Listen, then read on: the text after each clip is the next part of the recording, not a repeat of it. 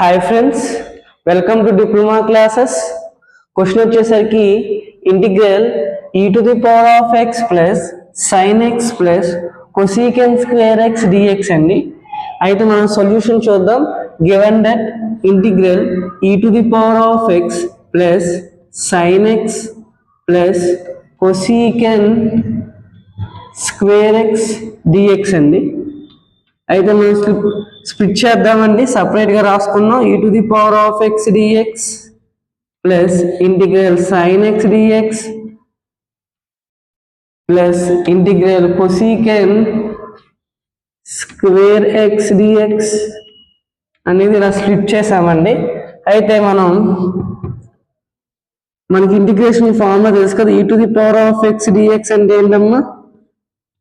e⁻x plus c మళ్ళీ integral sin x dx అంటే ఏంటి? Minus cos x plus c. దాని తర్వాత integral cosecant square x dx అంటే ఏంటి? Minus cot x plus c. చూడండి అమ్మా, ఇక మనం ఎలా రాసుకోవచ్చు?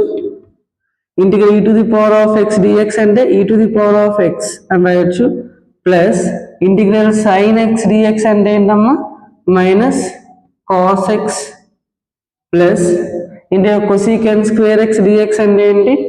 Minus cot x plus c.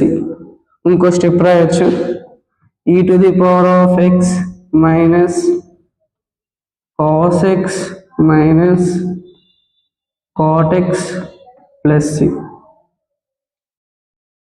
ఈ క్వశ్చన్కి ఆన్సర్ ఇదండి. Thank you for listening my class. Subscribe my channel, share my channel to your friends, relatives and family members. Thank you.